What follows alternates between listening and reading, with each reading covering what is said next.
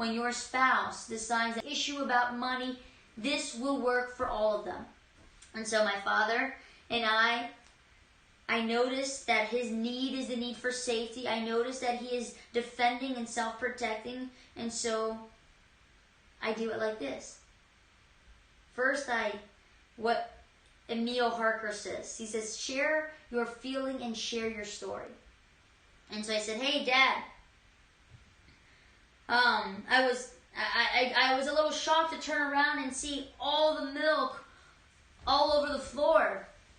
And sorry for that reaction that I had. And if I put myself in your shoes, I'm going to assume that you obviously didn't want the milk spilled on the floor. That you thought that River and Reed knew how to close the cap on their water bottle. I know you're honestly the greatest grandpa ever. And thank you so much for taking the time for making their smoothie. And so look at this. Step 1 is I share my feelings and my story. Why is there milk all over the floor? Right? And then step 2 is the transition. But if I put myself in your shoes, transition is very quick. But if I put myself in your shoes, right? Because again, he just defended himself against me. But if I put myself in your shoes, then now I tell his story and his feeling. And this helps them. You thought that they knew how to close the bottle. And then I say, is that close? Am I missing something? Is that what happened? And guess what? Now my father no longer had to defend himself because he no longer felt like I was attacking him. And the same is the case. I had a wife who did this beautifully. Yet again, her husband sent money. This was the story. And this is how we will close. The story of what happened that week. His sister, who doesn't live here, lives in America, lives in a different country, was going to get married. And because she was going to get married, it's his only sister, it's his baby sister, he wanted to give her a present, a very generous present. And he chose to give X amount. We'll say it was $1,000. He chose to give $1,000. And so he comes to his wife, and he's so excited. He says, listen, honey. Expression changes because she's thinking, why in the world did you just send $1,000? That's a lot of money. Her previous reactions would have been, have you lost your mind? First of all, you didn't even tell me about it. We didn't even have a conversation about it. You sent money without first asking me. $1,000? Are you serious? She goes, Amanda, that's how I wanted to react. I wanted to just let him have it.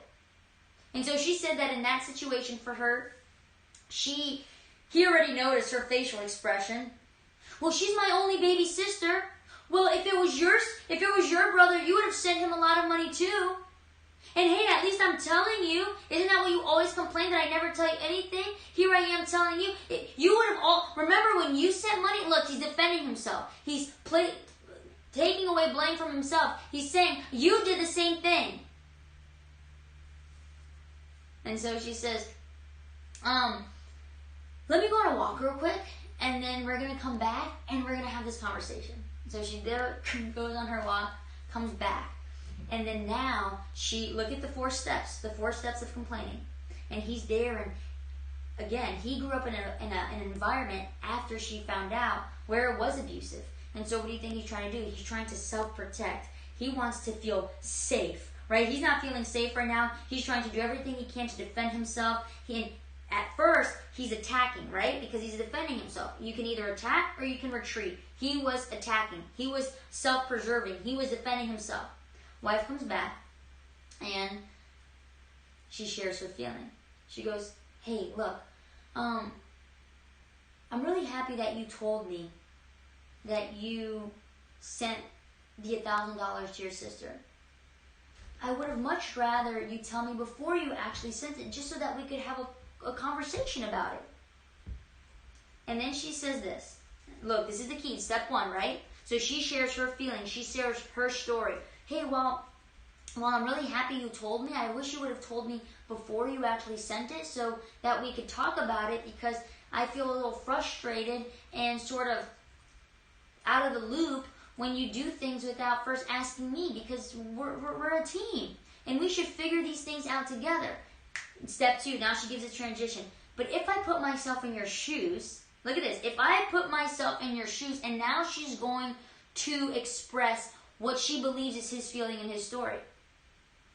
I'm assuming that you're just so incredibly excited for your baby sister that you just want to feel like a big brother. And that when she told you that she was getting married and that she was excited in the heat of the moment, you said, don't worry, I'm going to help you out. I'm going to send you $1,000 and I want to pay for this whole wedding. I'm sure you were so excited that your baby sister is going to get married that if I was in your shoes, I probably would have done something similar.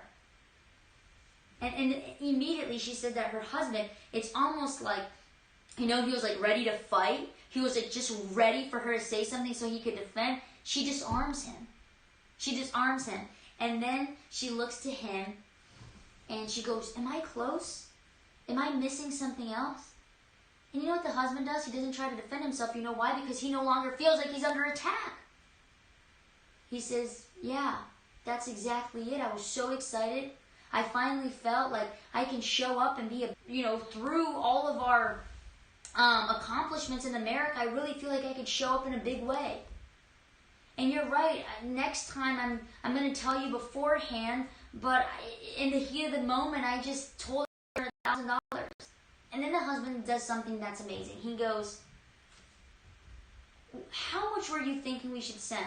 And the wife says, well, I was thinking something like $500 I think would be something reasonable. And $500 instead. And the wife says, well, no. Think how in order for us to be vulnerable, in order for us to connect, in order for us to be close, we need to feel safe. Why am I so afraid to be vulnerable? Could it be that right now in your relationship you do not feel safe? And maybe the opposite is true. Why, Amanda, is my spouse so afraid to be vulnerable?